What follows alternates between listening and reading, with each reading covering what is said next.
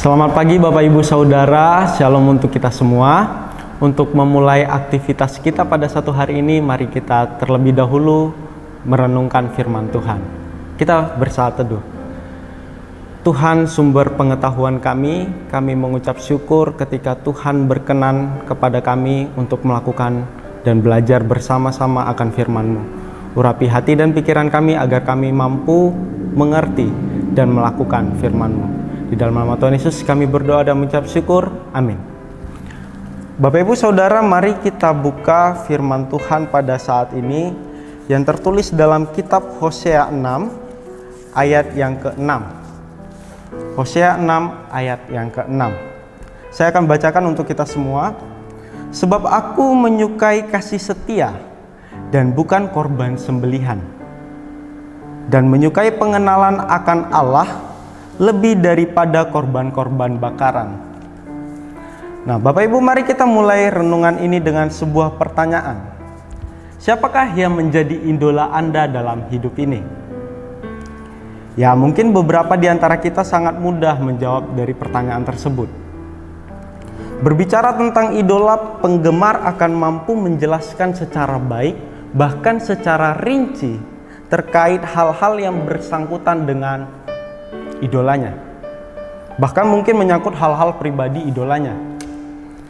Bapak Ibu Saudara, dalam teks yang kita baca terlihat ada suatu permasalahan antara Tuhan dengan orang-orang Israel pada saat itu. Kita tahu bahwa walaupun bangsa Israel menjadi bangsa pilihan Tuhan, dan walaupun orang Israel belajar firman Tuhan dari sejak kecil, rupa-rupanya tidak membuat hubungan antara Tuhan dan orang-orang Israel itu menjadi baik-baik saja. Nah, dalam teks terlihat Tuhan membandingkan apa yang orang-orang Israel lakukan dan apa yang Tuhan ingin orang Israel lakukan. Dalam teks kita lihat orang-orang Israel tampaknya melakukan pemberian korban, baik itu korban sembelihan ataupun korban bakaran. Sedangkan Tuhan sebenarnya ingin orang-orang Israel melakukan kasih setia dan dapat mengenal Dia sendiri. Bapak Ibu, dari sini kita dapat belajar beberapa hal, yaitu yang pertama, dekat bukan berarti kenal secara intens. Kita juga harus belajar dari kisah Yesus yang begitu banyak orang menghampirinya, berusaha untuk mendekatinya, namun justru banyak juga yang menghindar akibat Yesus telah memperkenalkan tujuannya datang ke dunia ini. Nah, mungkin kita merasa dekat dengan Tuhan karena kita menerapkan yang namanya disiplin rohani. Entah itu menjalankan persembahan dengan tepat waktu, mengikuti ibadah dengan taat, dan lain sebagainya. Namun yang menjadi pertanyaan, apakah kedekatan kita kepada Tuhan sudah membuat kita benar-benar mengenali Tuhan? Silahkan hal ini menjadi kritikan yang membangun bagi diri kita sendiri. Yang kedua, kita dapat belajar bahwa kasih setia dan mengenal Tuhan adalah hal yang paling penting. Anggapan orang Israel dalam memberikan korban sembelihan ataupun korban bakaran sebagai ungkapan syukur mereka kepada Tuhan memanglah tidak salah.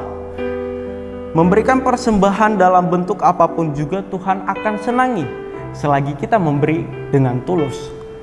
Tapi kita harus ingat bahwa ketika kita memberikan persembahan kemudian melupakan hal-hal baik lainnya, kemudian berpikir bahwa Tuhan akan mengasihi kita, itu adalah hal yang salah.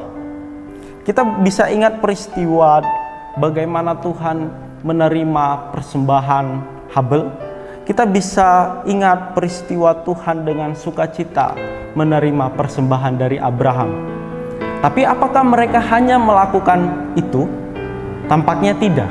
Mereka tidak melupakan hal-hal baik lainnya, dan mereka menerapkan itu. Dan yang ketiga, kita dapat belajar bahwa Allah adalah sosok yang Maha Pengampun. Bangsa Israel berkali-kali melakukan perselingkuhan dengan Tuhan. Bahkan dalam teks yang kita baca, kita dapat melihat judul perikopnya adalah pertobatan yang pura-pura dari pihak orang Israel. Nah, tapi di sini kita bisa lihat bahwa Tuhan tetap mau mengutus Nabi Hosea yang pada saat ini agar bangsa Israel mau kembali ke jalan Tuhan.